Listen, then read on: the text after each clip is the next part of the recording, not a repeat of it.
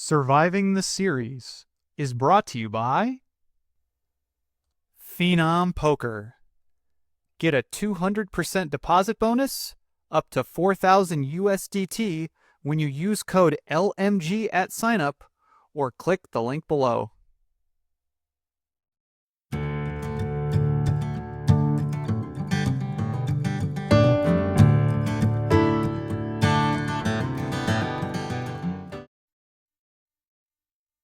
What is going on, guys? And today we are back, and we're back in the mix with my good friend, Mr. Chris Vitch, aka DeathDonkey. If you've been on this channel before, he is not a newcomer. He has definitely helped us out in some of our theory and play in the past, and we're super excited to have him. Super excited to have an interview with him today too. So, Chris, how you doing, big guy? Sure. I'm good. It's a little early morning for me, but I'm happy to see your shiny face. And it's a little different not having a poker table with hands up in front of us. So we just have to be talking about like life and stuff, but I'm excited. Yeah, no, I'm super excited to have you on here. Obviously, we spent a fair bit of time at the World Series together, so I kind of know you Before you ran off. where I ran off and got married and had a couple kids. So, yeah, but I'm super excited to go over it with you because I know your strategies have changed a little bit over the last like 5 or 6 years. So I'm interested to kind of pick your brain on it.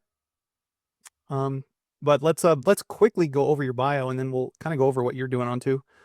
Sure. All right, Chris Vitch, aka DeathDonkey, over 2.7 million in tournament winnings. You have 3 WSOP bracelets, 51 WSOP caches, including 2 in the Poker Players Championship and 3 in the main event. You have become a very well-balanced player, it seems like.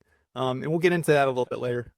Yeah, I mean, I don't know if I would say well balanced, but definitely just embraced the tournament bug over the years and the summers. And it turns out that if you want to play a lot of tournaments, you have to play more of the big bets. So Yeah. I've joined the trend, and I was really lucky last summer, for example, to win bracelet in the 1K PLO tournament, which is a tournament I never would have played in the past. So I want to get into that too because you said you watched Tom's interview and Tom had when the year he won Player of the Series, he was going to go play all no limit pot limit tournaments, and then played all mixed game tournaments, won Player of the Series, and sometimes your strategy changes and you go and you decide to win a bracelet in a big bet game, which in the past you probably would have just skipped a lot of them. I feel like.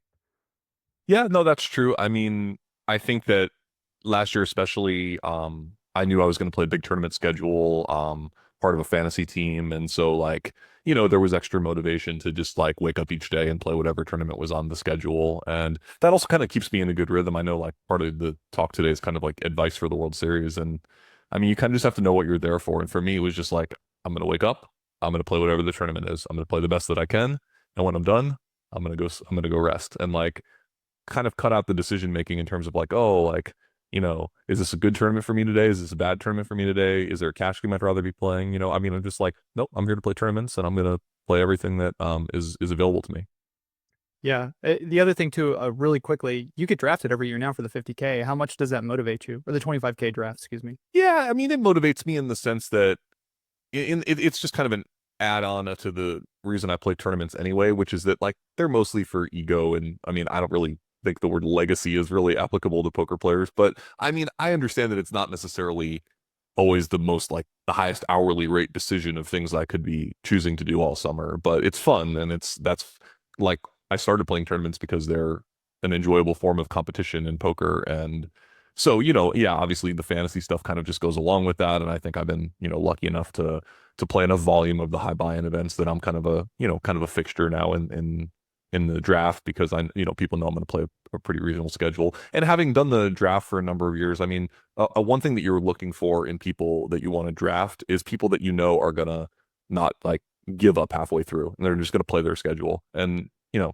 for better or for worse, that's always been me. I'm pretty stubborn, and like whether I'm doing good or bad in the early part of the series, like I'm pretty much always going to play. So Yeah, and you where was I going to go with this? And hopefully it'll come back to me here. Let me finish your little bio here. But you're the co-founder. I believe you're the co-founder of Deuces Cracked. You were. well, I was one of 3 originally, and then 5 when we merged to be a bigger training site. But that was kind of ancient history. Yeah, I was a part of that for a long time. Well, I think but like going back to it, I mean, it's one of the main reasons like you're so good at coaching. It seems like now. Is like I guess I got a lot of experience on the content side. I mean, it's kind of funny that I haven't done much content wise for a while, except for now recently with with you and my coaching channel. Plug my YouTube a little bit here, and I'm getting more back into that side of things. But yeah, I've always enjoyed coaching, talking about poker. I mean, I kind of learned poker like any internet kid, like as this game, that for better or for worse was there to be figured out. And I didn't really come at it from like a gambling perspective. So that's always been my mindset towards poker is like it's this strategy game that needs to be figured out. And I don't really identify well with the people that kind of are more fascinated by the gambling element of it. It's just something that is just I understand like kind of as a kid, I never gambled, but I played strategy games. And so for me, it's always just been that. cool, awesome. Let's see, you've been a high limit cash game regular for a long time, and you've kind of become a regular on the Poker Go and the WSOP mixed game commentary booth. And that's awesome to watch too. That's been fun. For sure. I'm happy to do that whenever I can. It's hard in the series during the World Series because obviously there's just events that I'm playing every day, so it's not like I can really take time out to go and try to do the commentary, although I would love to clone myself and do both at the same time. So unfortunately I end up only doing the commentary when I'm having a crappy tournament day, but I try to do what I can. Yeah, and obviously you were probably in top two for best hair in the poker world, besides you and Bruno. But in honor of that, I obviously have to show the Bob Ross shirt here going on. Oh wow, you came really prepared today. I've worn that shirt a couple times at a couple of your final tables, so glad to have it. Also, I just thought about what I was going to ask you earlier with respect to the tournaments during the series, because you're playing cash games a lot during the year, it seems like.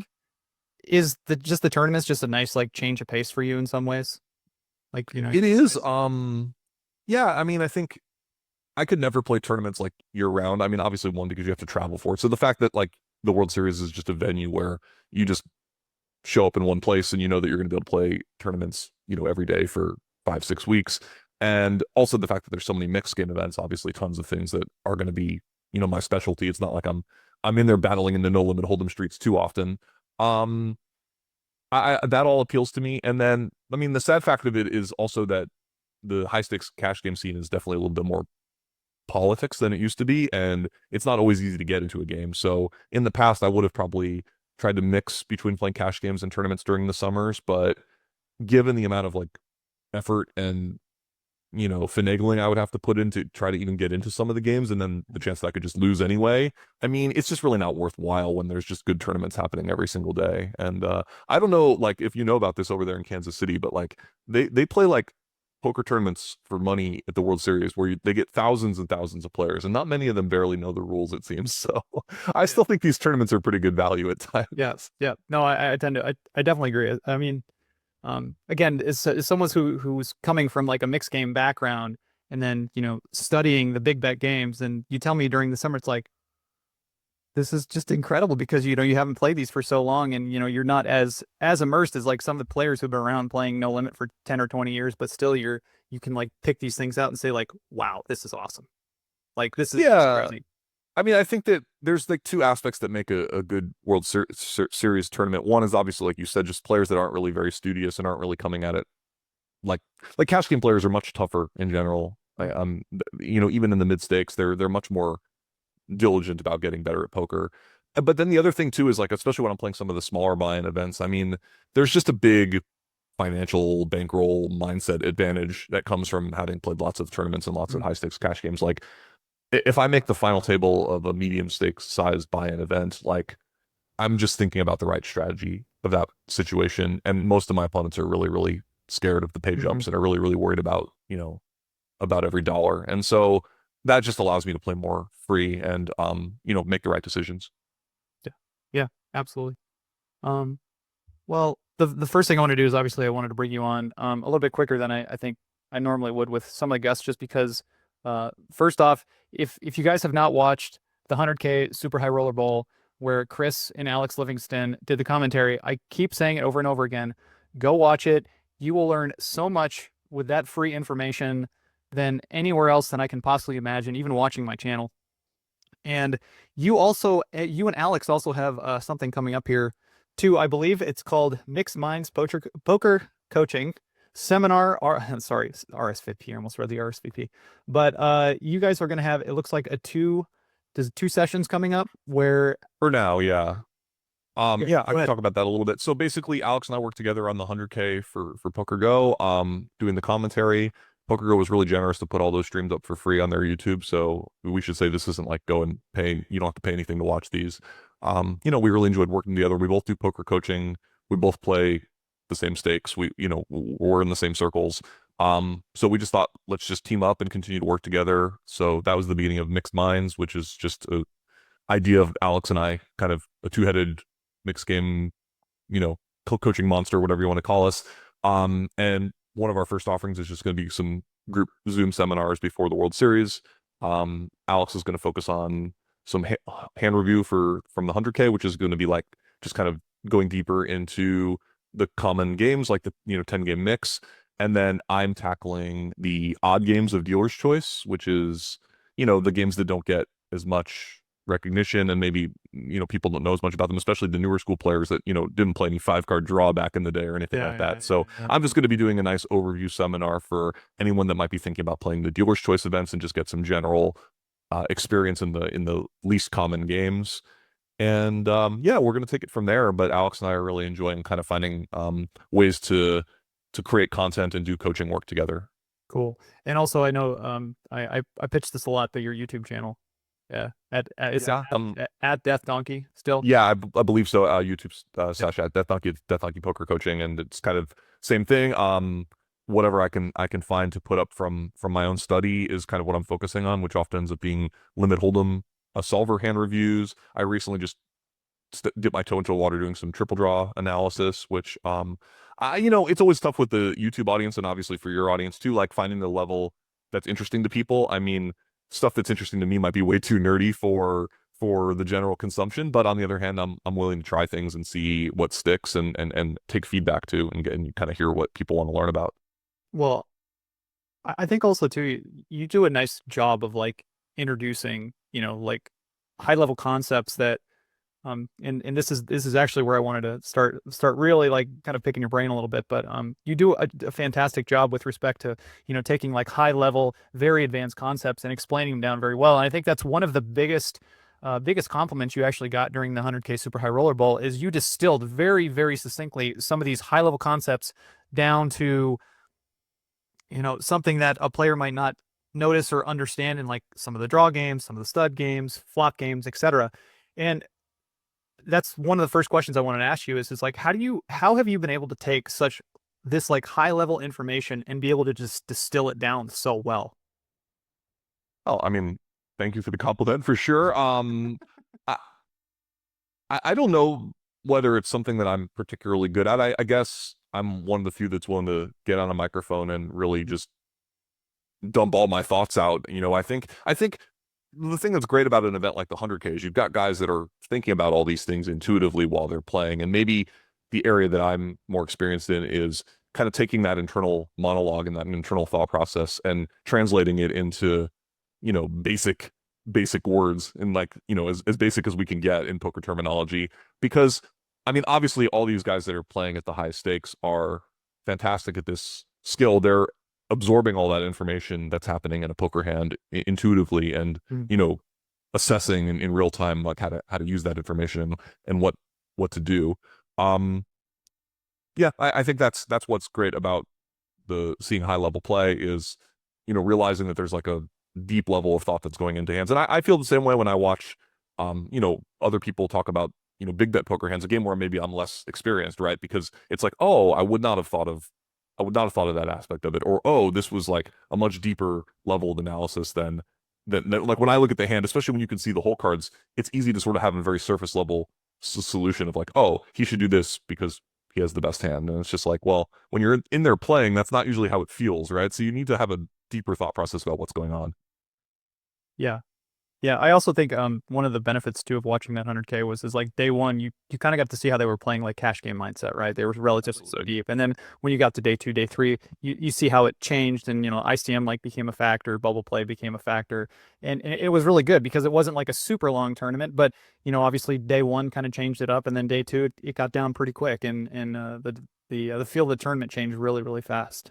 But yeah, like Absolutely. And I mean, mixed game poker and like tournament, what we call ICM, is such a kind of a magic black box still, I would say. It's not, I don't think anyone knows the answers. Everyone has an opinion on the answers, but it is very difficult to think about how you might make adjustments in certain games for all these factors like you're describing, for like a big bubble, for a final table situation. So I would love to see, this event every year, just because the more situations we get to see of these great players, seeing how they all approach these different, nuanced situations is going to be really fascinating. As obviously a lot of players are going home and studying and doing work on their own too. So yeah, it's a big mystery right now what the answer is. And I mean, even in no limit fields, it's probably a small mystery. So it's not a solved thing. It's not something that anyone can just easily say the answer to.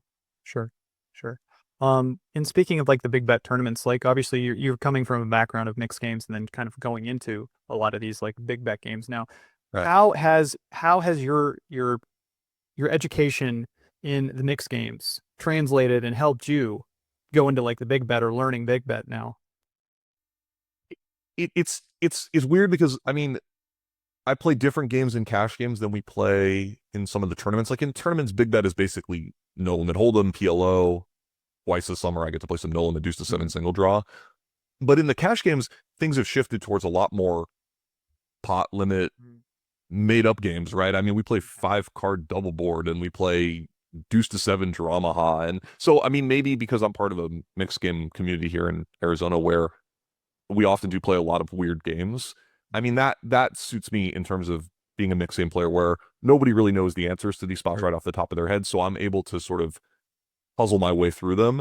And then the fact that there are like good tools for games like PLO, kind of allows me to sort of study something that can then, hopefully kind of carry over. And I think that's when I'm doing coaching, a lot of what I'm thinking about is like, how can I take this concept from a game that I know the answer to? Like, if I've studied a limit hold'em solution and I know the answer, how am I going to apply that to a Bidoogie situation, right? And so for me playing big bet, getting more studious about PLO and understanding some fundamental concepts of big bet poker now is starting to translate over well into the odd games that I find myself playing. Yeah. Even if I don't get it exactly right, I think that I have a framework to work within instead of just kind of clicking buttons. Sure. Um, and let me do one more question before we kind of like jump in more of the World Series stuff because before we jumped on this call, I had to go back and rewatch the Texas Mike Hand. And Yeah. when I interviewed Tom, Tom talked about a lot of like physical tells, a lot of things that he was looking for in his opponents is like mentally, like what were, the physical reactions they were obviously getting off. And tells I feel like is not something that's talked about as much anymore because like there's these GTO solvers, et cetera, and stuff like that. And I want to ask you specifically, like, do you put any sort of information or credence into like the whole tell thing still? How comfortable your opponent is, because obviously the Mike Monchak hand, for if you guys are not watching, he made probably the craziest no limit deuce to seven single draw call I've ever seen in my life, considering that all three players ICM wise were almost all equal in chip stacks. Right. It was a wild hand. Yeah, it was a very very wild hand. And I'm just curious, like when you're playing, in these tournaments and at that level, like how much do you think about like GTO now versus like what like physically is going on with your opponent? Because you are probably one of the most focused players I've ever played with at the table with respect to tournaments. Cash games, you can have some fun, let loose, talk. But man, when you're playing a tournament, I don't want to bug you. Like you're just so focused on what's going on. And I'm just curious your thoughts there. I mean, it's so I guess it's a really complicated question because I think there's two different questions within here. One, I will talk about the Texas Mike hand just for a second. Is I talked to Mike a little bit before the play that day and don't know him super well, but I don't think that he is someone who is studying his players like physical mannerisms really when he's playing. I think that he just had an intuitive belief that there was something weak about about three in that situation. And I think part of it was just something that as mixed game players we often feel but have a hard time articulating, which is like it's it's a little too convenient sometimes when someone has a monster hand. Like it's sort of just like, how can you just have a monster in this spot like Yeah. that Makes a lot of easily? sense. And so he's feeling like, well, I've seen all these cards, I've got this pair blocker, I've seen this jack and this 10. Yuri's supposed to have a really big hand here, but like, man, like there's so many other hands that make sense to maybe be bluffing with. I don't really know. I'm not even sure if you asked him if he could tell you exactly what was weird about the situation that made him want to call, other than he obviously has very good intuition and instincts for the situation and for big bet poker, because it seemed like throughout the entire hand he had a strong belief that maybe Yuri didn't have a good hand, you know? Something was amiss. Right. And then when it comes to my own play, I don't put a lot of stock into physical reads. I mean, I don't necessarily think I'm particularly good at looking at someone and getting anything useful off of it. I guess when I play big bet poker live, I try to be somewhat mechanical in the things that I do, so I'm not giving away, massive tells by my actions, but it's not something I think about a lot. I'm much more trying to think about we could call it GTO strategy. You know what? Like one thing that helps me in big bets to be comfortable is when I feel like I know what hands are supposed to bluff, what hands are supposed to value bet. I am more comfortable, right? Because it's like I don't feel nervous bluffing if my hand is an obvious bluff. I feel nervous when I'm doing something dumb. And like, that's something that happens when you don't know the answer and you don't know what you're supposed to do. And so for me, it's always been the case of like I'm more comfortable with the big bet and the live poker aspects of everything when I'm more studious about the actual theory. And I don't put a lot of stock in the other stuff. That said, there are a million situations in live poker where you have a hand that is basically a bluff catcher, right? I mean, your hand can never beat a value hand and it can always beat a bluff. And any solver is going to say it's the zero EV hand. And, if they bluff too much, you should always call. Or if you have really good blockers, you should do this at this frequency.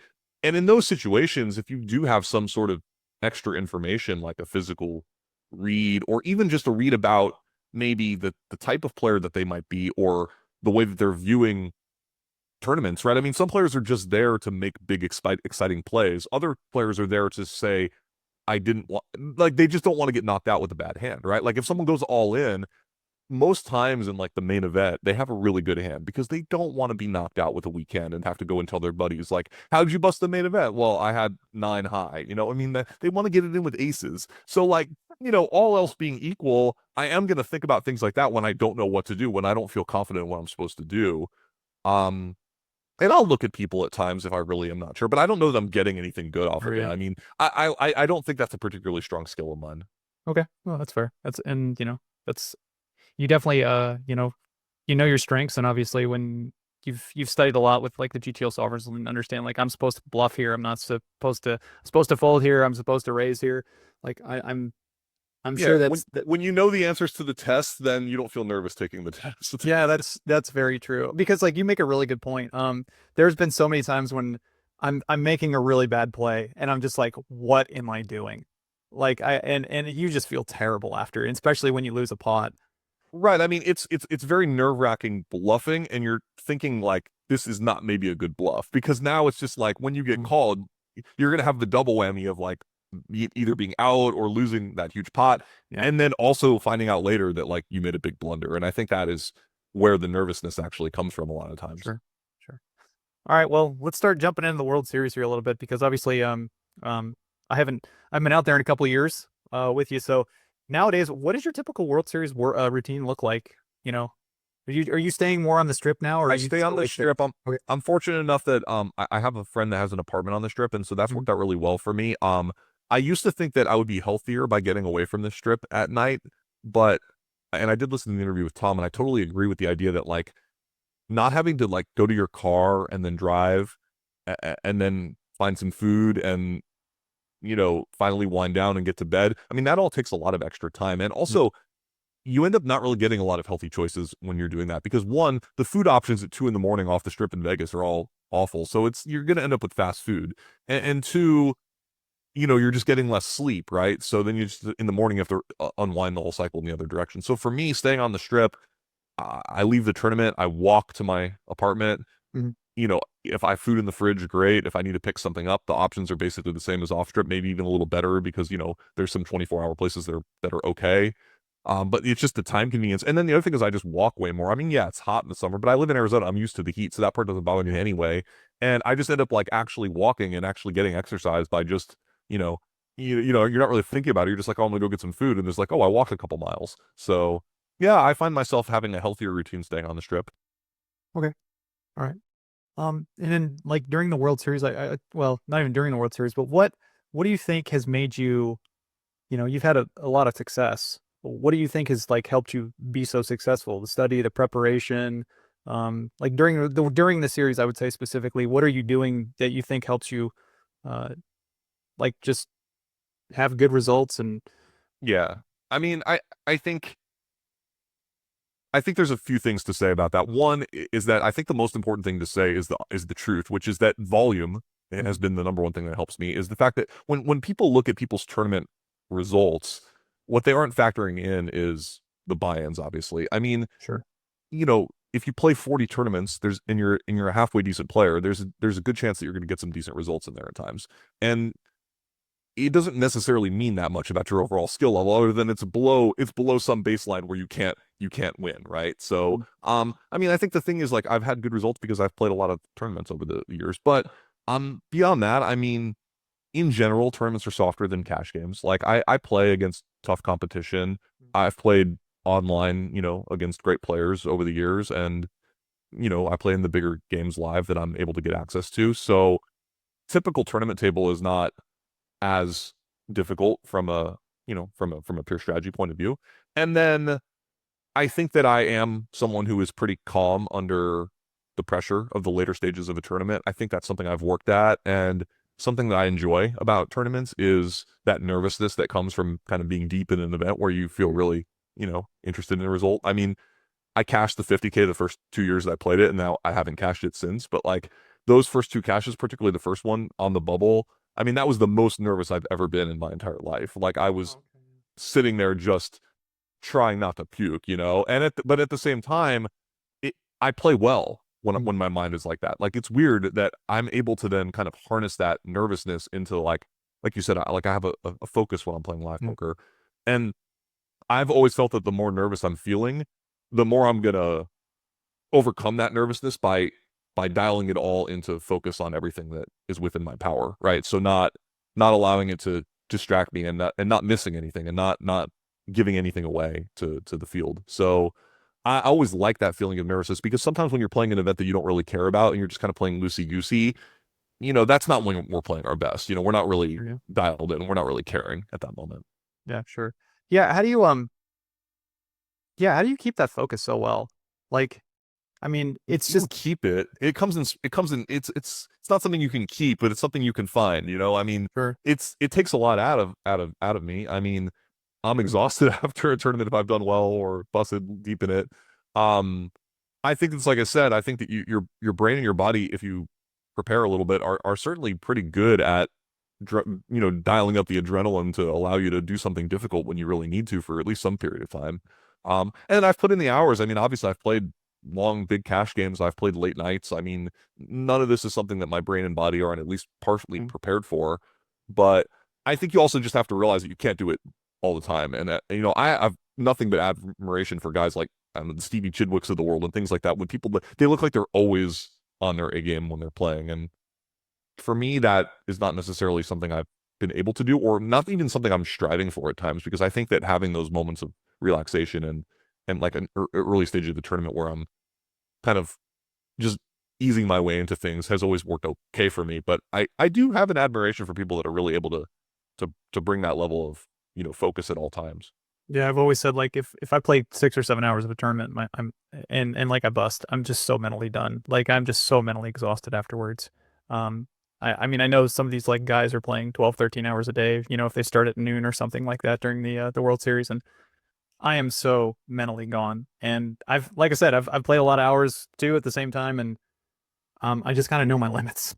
Like Yeah, But the biggest mistake that you could make in that situation is like ramping everything up to 100 in the first couple hours, right? I mean, Yeah. if you have to play a 12-hour day, then Mhm. you'd rather have the 6 hours of focus be at the end of the day. I mean, there's a big edge in these tournaments of playing late at night. I mean, I'm not young now, but I'm still fine. I do think that some of the older players are at a big disadvantage in the later stages of these tournaments. I mean, even at the end of day one of an event, you're playing the biggest levels of the day at 1:30 in the morning. Yeah.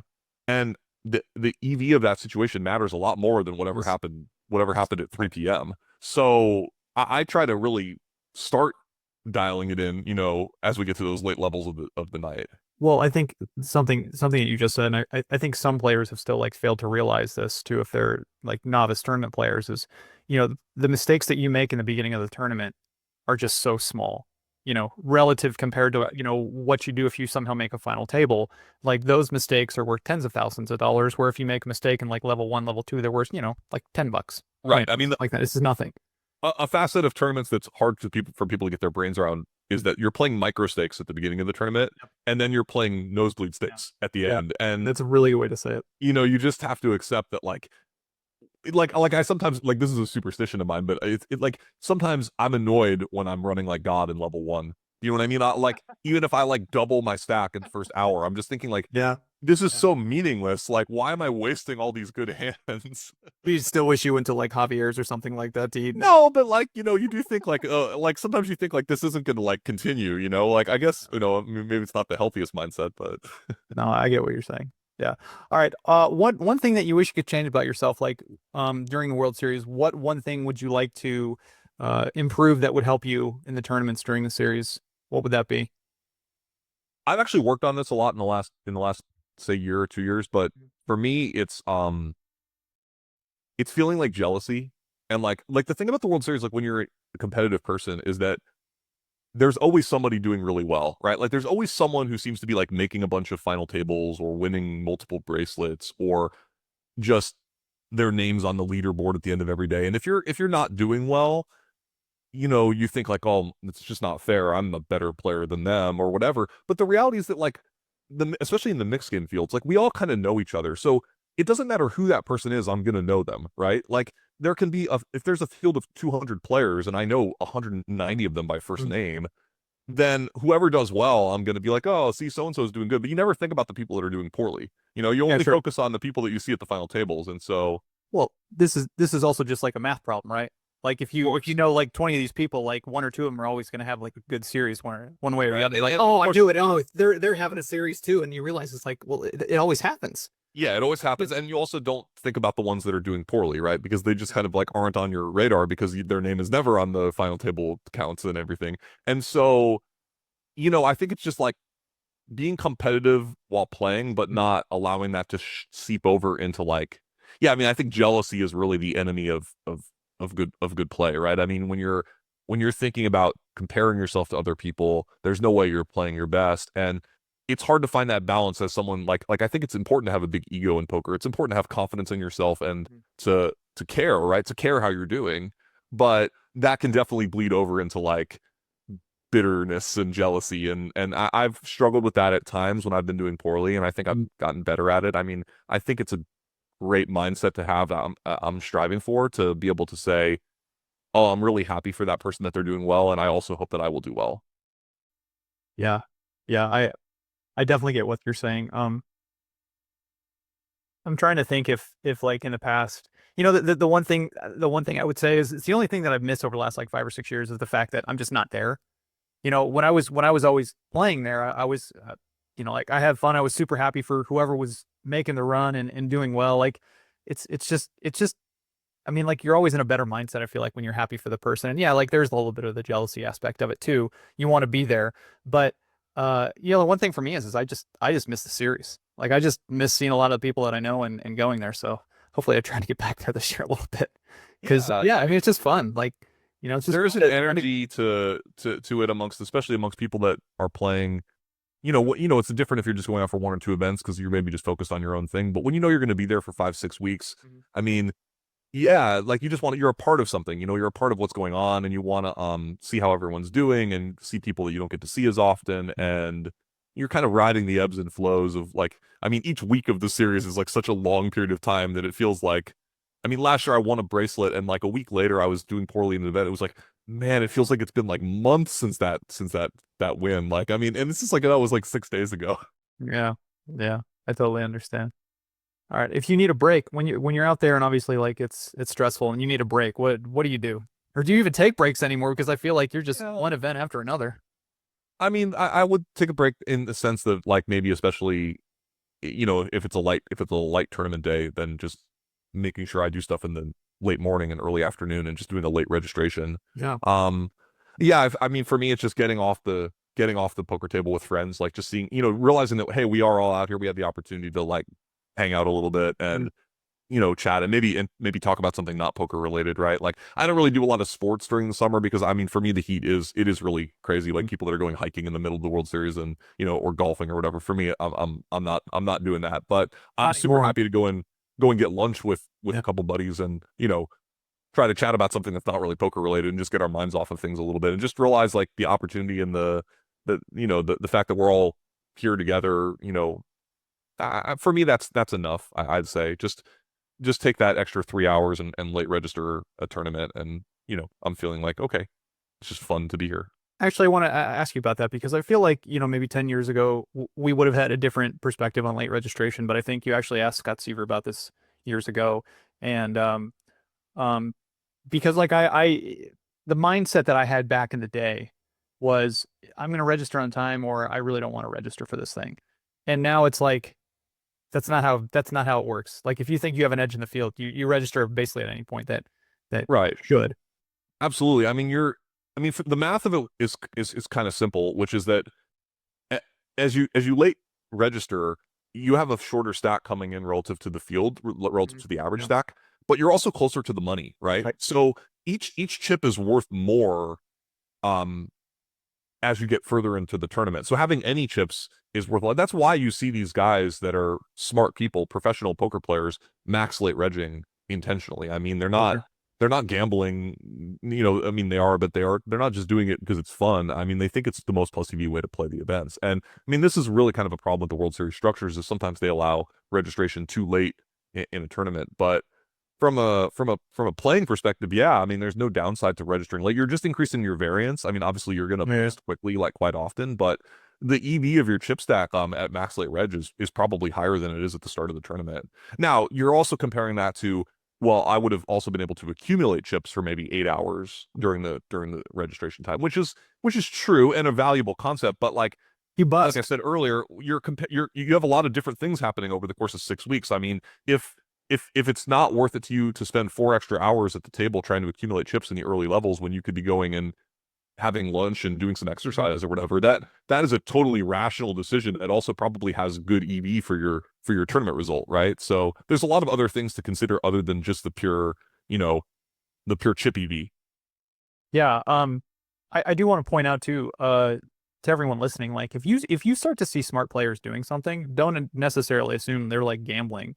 Right, for sure. Think about it for sure. Because I think what happened was is, we started to notice that a lot of these guys were late regging on day two of the 10Ks.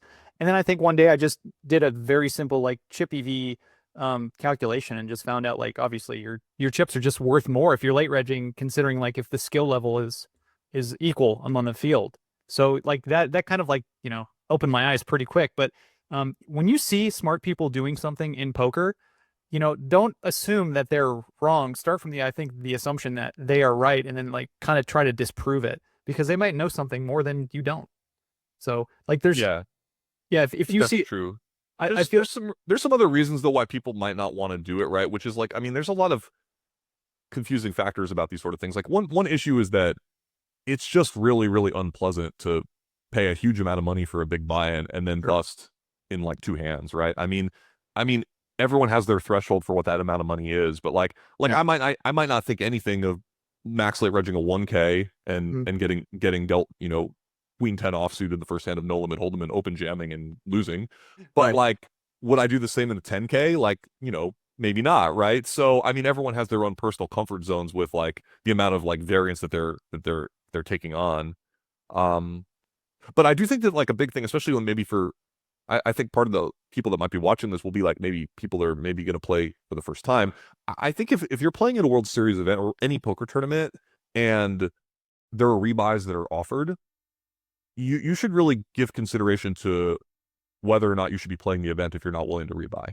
Like the posted buy-in for an event is not really the actual cost, I think, for a good player. Like you understand that you're often going to be in for multiple bullets, and that is like needs to be factored into like your schedule and into your plan for what you're going to do for the summer. I mean, if you're out there and you're just don't have a lot of bankroll and your options are to play some like 600 Colossus, I don't even know if the Colossus is 600, but some like massive field 600, or and then you're going to play one bullet of like a 1500, let's say, like if you're not still in the Colossus, like a 1500 no limit event, you'd be much better off playing 4 bullets in the Colossus probably. Like and realizing that like this is where your money is better allocated, because it's just going to be a softer field. It's going to be a bigger payout at the end. And yeah, I just think that's something that is a big misnomer about poker tournaments in general, is that like that playing one bullet and then moving on to the next event is somehow fine, but playing multiple bullets in one event is somehow gambling or like irresponsible. Yeah. Do you think the players who are going out and who are going to play these events for like the reentry tournaments for the most part, should they just be factoring like some sort of multiple, basically saying like this isn't a 1K, this is more like a 2500K or something like that on average? Yeah, I mean, everyone has their personal threshold for like, you know, like you might also may not be able to play well if you're in for multiple bullets, right? Like, I mean, if you get your aces cracked and you get knocked out, like, are you really going to go immediately rebuy and then still play well? Like, it's hard to say, but it is important to realize that like rebuys are a part of most poker tournaments, and if you're only there playing one bullet, you're at a pretty big disadvantage for a couple reasons. You're at a big disadvantage mentally because you're just not playing properly in the rebuy period if you're not willing to go broke. I mean, Yeah. you can't be like worried about your tournament life in level 6. That's just not how poker works. And then the second reason is because like I mean, you're just at a big disadvantage to like winning the event versus like a professional poker player who's willing to be in for unlimited bullets. I mean, yeah, they out bankroll you, but like that's how poker works. I mean, like you need to be in there. You need to give yourself a chance when the rebuy period closes to still be in the tournament. Yeah. Yeah, absolutely. I think that's a very good piece of advice that like I don't even think I was thinking of ahead of time, because a lot of times it's like, oh, it's a $1,500 buy-in, and if I bust, I'll rebuy, but it's not a big deal. But kind of thinking like, oh yeah, it's just think about it as a bigger buy-in kind of thing, because if you want to play properly against the field and against a lot of these tough pros, I mean they're gonna be firing until registration closes. There's no question about it. So yeah, I Yeah, think or I'll give you an example. So last year I cashed in the mystery bounty, like the 1K mystery bounty no limit. And this one was an insane one that got, a massive field, but you had to make it to day 2 in order to start qualifying for the mystery bounties. Well, that's where all the EV is, right? You need to be in the money and you need to be qualifying for that. So if you're only planning on playing one bullet, like sure, I mean, if you just want to have some fun, like, good luck. But if you're willing to play one bullet and you think it's plus EV, then there's no reason you shouldn't be willing to play 12 bullets. I mean, there's really no actual math behind that would change your mindset other than like, I don't actually want to be in for $12,000 in this tournament. yeah, exactly. Yes. Yeah. Yeah. All right. Let's see here. For the recreational player that's going to play the summer and they just want to go have fun, what advice would you give them? I mean, because at the same time too, like if they want to go play the World Series and they want to go play, say like a Limit Omaha tournament or something that's it's a little bit smaller, great. But you're saying, if a lot of these tournaments have like reentries, a lot of times you can go play a smaller tournament off Strift nowadays too. I mean, there's just so many other tournaments going on at the same That's time. what I was gonna say. I mean, there's not as much prestige to playing day 1 of a World Series event as people think. I mean, it's fun for like 5 minutes, and then you're like, okay, it's just a big room full of people playing poker. I mean, you'll have just as much fun, I would say, having a chance to make the final table of a Aria, $600 event, or Planet Hollywood or wherever. I mean, there's a lot of mixed game tournaments going on during the series. So planning your schedule so you can play things that are in your price point that just allow you. I mean, any poker tournament, it's very, very fun when you do well, and not particularly fun at all when you get knocked out early. So Yeah. I think for me, like it's just more of a question of your bankroll and what you're planning to accomplish, like on your trip. Like you can plan it out so you can play multiple events, or so that you can just really make sure to hit the one that is the most important to you. But I mean, I do think that like if you're just there to have fun as an amateur player or whatever, it does make sense to play on time. I mean, the early levels will allow you to have more play, nobody enjoys the feeling when they're really looking forward to an event and then being so short stacked that they just get knocked out in the first hand or in the second hand that they play. So yeah, those early levels are an opportunity to sort of get some experience and get some play. You know, you're going to get different players at your table, some of whom may be very skilled, some of them who may not be, and you know, you never know what you're going to get. So you may as well enjoy and embrace that kind of random adventure that you're going to be on too. If you're playing the World Series for the first time, you know, there's nothing quite as fun as sitting down next to somebody. Didn't you sit next to Phil Ivey in some really like maybe like a 1508 or something like that? Oh, I've sat next. I've. It's been really weird. I've been. Phil Ivey's been on my left and right, I think 4 or 5 times in random tournaments. Yeah, and every time I see him now, I'm just like, for you. you know, That was your first ever event. That would be, you know, I mean, that's going to be like a memorable thing, whether you do well or poorly. I mean, that's quite a, so that is an aspect to the World Series that you can't duplicate in some other venues. No, that's true. I mean, you definitely. I mean, Helmuth feels like, I feel like he always like wanted to. People were saying that they always wanted to tell the story of like how they bad beat Helmuth or bluff Helmuth or something like that. Yeah, I guess, you know, I don't particularly enjoy it, but everyone can get out of that experience. Yeah, that's true. One thing specifically in mixed game tournaments too that you see a lot of, for sure at some point is like you're just gonna get short. You know, you're playing on 5 big bets. The average stack's like 8 or something like that as you like kind of dwindle down to the field.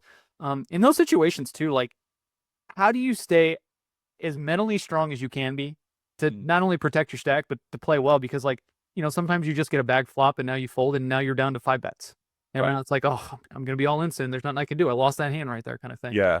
Well, I mean, I think the last thing that you said is the thing that jumps out at me, which is that the I'm going to be all in soon. This is something that I used to struggle with, and that I think cash game players actually kind of really struggle with. This is like in a cash game, like we never have less than 5 big bets in front of us. And if we do, we're just sort of like feeling like we're like punting off our chips, right? So, but in a tournament, this happens kind of all the time. And so you really need to make your peace with it and get used to the idea that you will be shallow at some point in the tournament. And I mean, I guess there's a number of things that I could give as far as advice, but one that jumps out at me is that we have all heard a million stories of a guy who was down to 1 big bet and spun it up and won the tournament. And in limit tournaments, this seems to happen with regularity. So it is not like some lottery ticket type of event to be able to take your short stack and turn it into something. You just have to just make the best decisions that you can. I know it sounds very boring and trite here, but focus on the actual chips that you have and decide what to do with them. I will say this though, it really depends on the stage of the tournament. So one thing people get wrong is that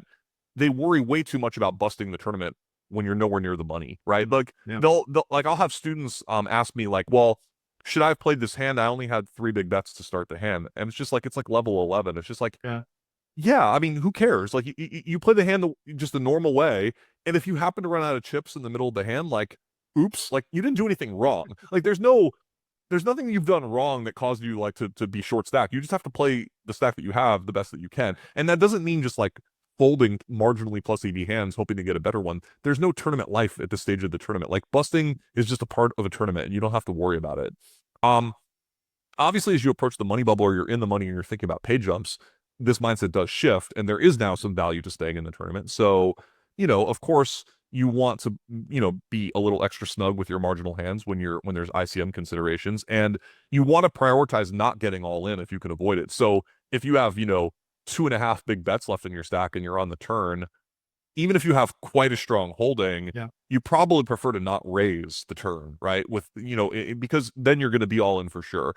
You get a bad river, there's nothing you can do. Or if your opponent just has the nuts, there's nothing you can do. So you do want to take kind of nitty lines when it allows you to save any amount of chips. Like having 1 chip left over after a hand is much infinitely better than having 0 chips left over at the end of the hand. So that might be something to think about from a strategy point of view. And you know said something earlier that I think all of us have known is like we've all heard how many different stories with respect to like this person had down to like 1 chip, half a big blind, something like that.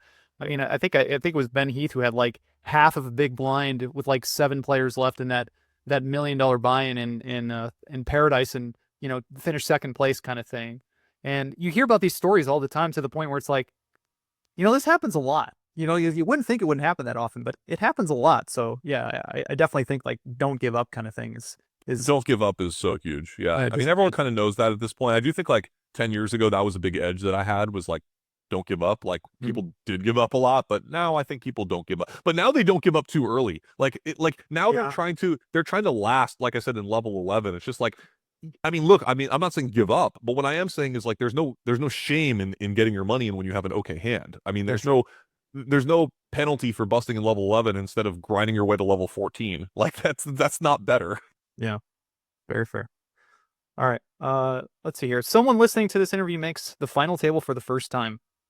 Amateur, professional, doesn't matter. What Yeah. piece of advice do you have for them? I would just say try to try to do whatever you do in your normal morning routine like beforehand. Just try to make it as normal of a day as possible and get yourself into a relaxed like point of view as much as you can, because the main thing that like our brains do to us when we're in a stressful situation is just like have that adrenaline going all the time, and then we're not really able to like wind down and relax when we want to get some rest before we actually have to go back and play again. So I mean, I know it's easier said than done, but I would say that the biggest thing is not psyching yourself out before the final table actually starts, and then you show up and you're just this bundle of nerves. And typically in this situation, when I'm at a final table with an amateur player like that, I will see them spew and like kind of punt, because like it's just like when you have a lot of pressure on you, you feel like you have to do something. You feel like if I don't make it happen, then these good players are just going to run me over or whatever. But it's like nobody's actually going to think that way. Like everyone is going to be very conservative minded for the most part and playing pretty solid. So just trying to just play your normal game, whatever that is certainly going to serve you well. And I do think that you should be like, I'm not someone who says like don't look at the pay jumps or don't think about that. Like, I mean, it is important to think about strategically like what's happening at the final table, right? I mean, if you have 6 players left and you're fourth in chips, and the two guys shorter than you are very short stacked, if you're not paying attention, you might play a hand that is just way too weak and then end up getting 6 when you probably should have gotten fourth. So I do think it's important to take all the information in and accept it and use it. And like, that might make you nervous, but it's better to have all the information and then practice handling it in a strategic way rather than an emotional way. Um, I don't know if I have any great advice. It's an experience thing. I mean, everyone's going to make mistakes and be nervous their first time, but I think it's just trying to enjoy the experience as much as you can. Try to be as close to normal as you possibly can. Well, yeah, I was gonna say I think that piece of advice of just trying to make it as a normal day as you possibly can in that situation Yeah. is probably gonna like relax people as much as they can be in that situation, because it is a very nerve-wracking thing for sure to like kind of get there and to like think about, okay, I have a chance, I have a chance to win this thing right now, Right. and sometimes it goes your way, sometimes it doesn't, but you I think definitely want to keep this mindset. you're the interviewer here, but I think you would have a good perspective on this. I've always said that you are someone who seems to be really, really calm in late stages of a tournament, more so than myself. Like I don't I remember remarking that like I don't know why you're not more nervous at times, but you seem to actually enjoy it and have fun. Yeah, I mean, in some ways, I feel like when I was in those spots, like I feel like I should be there, and I just want to. I also think too, like everyone's just so uptight that it's almost just kind of like in some ways I always like used to poke fun at it a little bit, Yeah. you know. Right. I'm just trying to loosen up the table a little bit, and if they're like super uptight, then maybe it'll get them off their game a little bit um if I say something a little bit different. But I mean, I love those moments. Like those are the reasons we play. Right. Like sure, am I nervous inside? Do I want to win a bracelet? Like absolutely, But I mean, it's just so much fun to work hard and get to a spot where you want to be, and just enjoy the moment. Like if you're not Yeah. I feel like if you're not enjoying that moment, then like what are you doing? Like you Well, can clearly. I think that's the advice that even an amateur player can certainly take away from getting to the final table is like just really enjoy like the thoughts that got you here and like the experience that you're having, but also don't let it shift anything from the way that you would normally approach that situation. I think is the main thing is like I said, I think people just psych themselves out because they mostly feel like they have to make something happen because otherwise they're gonna be found out as a fraud or whatever whatever kind of internal thought process we're having when we're nervous. Yeah, I also think too that the one piece of advice is make sure to make your first final table with Scott Clemens when he's bringing bottles of wine in to the final table, and you can just drink with him. Just that it's I like can agree with this advice. This is not exactly how I would approach it, but sure, it was so much fun. Oh, that was a lot of fun. No, I totally get it. All right, some rapid fire questions, and I'll let you go. All right, favorite mixed game. uh Oof. No limit single draw. Yeah, I feel like that's just such a pure game. It's so much fun. I totally get it. Favorite restaurant in Vegas, everyone should try once. Oh man, that's such a people ask for restaurant recommendations in Vegas. It's such an open-ended thing, you know. It's just too broad. Um, All right, narrow it down for me some way, somehow. oof. That's okay. Pizza. So okay. I like Double Zero and Pizza Rock. Sushi. I mean, you can go high end and you can go to like Kabuto or Yui and do like the tasting. Or I actually really like Sushi Samba and Palazzo. I think that's like a fun place. No, that place is great. You know what? That's my recommendation because it's not going to be like super overly expensive, but the Yeah. experience is great. Yeah, absolutely. I think that's a good one. It's always hard because you know everyone has their own idea of like what's a cheap meal or an expensive meal in Vegas, and also like what type of food that they think is an experience, right? Like for me, I really dislike going to steakhouses. I Yeah, think that like most people think of Vegas and like think of these nice steakhouses, and for me, it's just like it's just not an interesting meal. I don't know. They're all kind of the same, and so I like never recommend a steakhouse. man, I live in the Midwest now. The beef out here is fantastic. So yeah, I totally agree with you. All right. If you could have one hand back in your poker career, what would it be? I was at the final table of I believe it was ooh, was it 1500? It may have been horse. No, it wasn't horse. Sorry, this is a pretty butchered hand so far. It was maybe 8 game You or want this hand back? game. I ended up getting I think fourth or fifth. Mm. I can't even remember who won. So this was a really brutal report so far. But I got involved in a big stud eight pot. When obviously at the final tables everyone is really shallow stacked, so every pot is so consequential. And the way the action went, uh, oh, I know who won. The guy Grumpy Ron Ware won the tournament. Okay, yeah, You know who I this think guy I is? think I think I know what hand you're talking about. That was the 10K stud when you finished third, wasn't it? Or like third or fourth or something like that. No, no, this was not a 10K for sure. This was a Oh, really? 1500. Oh, okay, yeah. Okay, it was a It 15. was his Yeah, first bracelet. He yeah, I was the think you told chip me about this leader, hand. and it was a stud eight hand. And the way the action went, he for sure had aces. Like he for sure had aces in the hole. He was very straightforward, and he was jamming it early in the hand. And my board was like a low looking board, but I had a pair. I think I had a pair of twos and like a low draw. And a French guy, uh, Oh, I remember this Fabri- table now too. Yeah. Fabrizio. Yeah. What's his last name? Do you remember? No, no. I'm blanking. Soulier. Fabrice Soulier. Yeah. Yeah. So he's in the hand, and he has what looks like a low board as well. And it's a big pot. You know, on the river, I make three twos, which is a great situation. And I lead out, and I think my board looks low. And Ron calls with his like probably aces up, is like his hand looks pretty straightforward as a high. I remember this hand. And now Fabrice check raises. I remember this hand, yeah. And this is a long time back, and this is when I used to play poker a lot more, I would say a lot more intuitively. I would be going with my gut, maybe even more than I would today. Whereas today I feel like I'm gonna try to do what I think is like the right Yeah, solid like approach to it.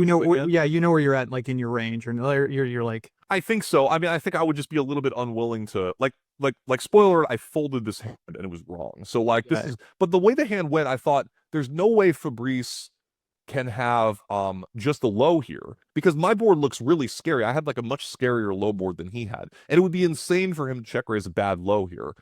So I was like, well, I don't know how he has a high, but he has to have a high. And it's like, well, I have three twos. I cannot, there's no way I can have the best high if he has a high, right? He's going to have a straight or bigger trips or a flush. oh So yeah, and having this is the, and having but three twos in that situation, like, hurts the ability for him to have a low. for Also, sure. It was yeah, like just the way the boards were, there was no way he could have a low. And so I just kind of outthought myself, and I thought I was so smart. I'm going to save a bet here, and this pot's huge, but I'm just going to save the bet here. There's no way he can't have a straight or whatever here. And I folded. Oh my God. You start talking about regret. Like, even thinking about it now, I'm so disgusted. And Ron just again called with it. He's just like, whatever, no, calls. that's what you said. That's what you said. You said like Ron was never going to fold aces up in that situation Right. there.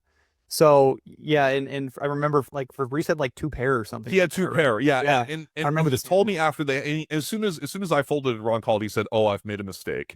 And it was just like, and as soon as he said that, I threw up because I knew I had made a mistake, right? And so his idea was that he had 2 pair, and he thought I had a low, and he thought that I would re-raise my low, so Ron would have to fold his aces up, and he could promote his 2 pair to win the high, which is like kind of a creative, cool thought process, but it also makes no sense because there's no way I would 3-bet a low in this situation. I would want to get the overcall. Yeah, right. So his plan was always doomed. Yeah, right. But like I folded the winning high, and I would have scooped like a 20-bet pot. And I mean, this was probably for like whatever, like 35% of the chips in play or something. And I mean, I'm just so sick, you know. And I had to keep playing after that, like with my mind like literally shaking, like I just made this big blunder, and I ended up busting soon after. And I mean, I was the best player at that table, and I was the most experienced player at that table. I win that pot. I probably win that tournament like 50% of the time with like there's like 5 players left. I mean, maybe that's my ego talking, but like that's just how tournaments are. When you have all the chips and you're the best player, like Well, yeah, you're if gonna you win know, that tournament. and the other thing too is you know when to put your foot down. I mean, that is a super important. I was gonna win that. It's just such a blunder. It was such a disaster. So that I'll never forget that hand. All right, well, make sure you schedule with your therapist after me asking that question. Sorry about Now sorry it's about supposed to that. be for a month. Oh my gosh. All right, if I made you emperor of the World Series, what would you change? Change anything? I think I probably have to agree with Tom that the food options are obviously No, that's fine. very limited, but they really need to just clarify rules and enforce them. I think one of the problems that people have is that like um things are just changing from day to day, you know, like there's a lot of rules that are unenforceable. I mean, obviously in this day and age we have to worry about solver stuff. I mean, I do think that like that's kind of a big debate obviously from last year is in terms of like how are they going to handle people looking up hands on, you know, GTO Wizard from their phone and things like that. And it's like I don't know the answer, by the way. I don't think this is an easy solution, but they just need to have a clear, you know, rule and then enforce it. And I think that the problem right now is that everything is very subject to like you know, you could get 3 different floor people and get 3 different answers. And I think that that is always a concern for players because like sometimes we don't really want to get a ruling because we just don't know that the guy's going to know what the right ruling is, and that could be always a worrying situation. So Yeah, that happens a lot in cash games sometimes. Like yeah, well, in a cash game we just wouldn't get a ruling. In the cash game we just have the players just come up with their own ruling. But yeah. And is there any question that I should ask you that I have not? No, I mean actually we were very thorough today. I mean even covered a little bit of the food topics here, but I definitely appreciate you letting me, you know, kind of plug my ego talking about all my previous good World Series successes. I'm hopeful to I guess the question is am I going to see you out there at all? I'm scheduled to be out there the first 10 days, so All right. So you're going to get I'm to trying. It's hard with the kids. back Man. in The the kids the kids miss their dad when they like go get gas. You know, yeah, well, so they're not used to you being a working man. They have to see you they have to see you on the TV when you're making final tables and stuff. I So know, I miss those days a lot. But yeah, go ahead. Plug whatever you need to end it because obviously, if you guys want some personal coaching, Chris does that as well. He has that seminar coming up here. It starts next week. There's 2 Saturdays, right? yeah, no, I think we have a little bit more time. I guess whenever you put this up, but I think we're doing the April 19th and 26th for right now. And then obviously that's not the end of Mixed Minds. I mean, Alex and I have ambitions to continue working together on content and coaching for the foreseeable future, and that's going to be kind of just what people want to learn about and what we can provide. So it's kind of an open-ended project right now, but we're going to start there. Yeah, I think everyone right now is in a mindset of getting ready for the World Series, which is why you're making, you know, these sort of videos and why I'm doing a lot of seminars and coaching right now. And so I hope that continues. It's good energy going into April and May here, 2025. And yeah, I'm gonna help out and do some coaching how I can. I'm gonna get myself prepared as well. And yeah, just that's kind of I guess this is the season for that. So I'm excited. Yeah, well, I mean, I think someone said it really well years ago. Like bracelets aren't won in the summer; they're won in the winter. So, you know, in the process of like preparing for a lot of these things, this is the time to do it. So, Yeah, I guess that's a good way of looking at things. and I'm also gonna plug your YouTube channel again because the information you give away on it again, you know, it's a little bit more advanced, but the stuff that you talk about on there is fantastic, and I believe that's at DeathDonkey on YouTube. That's right. You can search for DeathDonkey Poker Coaching. Yep, And, at you'll find DeathDonkey on X, and if they want to get a hold of you for coaching, then yeah, message you. yeah, Twitter, DeathDonkey at Gmail. I'm pretty easy to find. Okay. Well, Chris, thanks for coming on, man. And it's just wonderful to catch up with you, and I'm sure we'll talk soon one way or the other. So Absolutely. Looking forward to getting some pizza out in Vegas with you. that sounds good, bud. And until then, everyone, good luck at the table. We'll talk to you soon. Bye bye.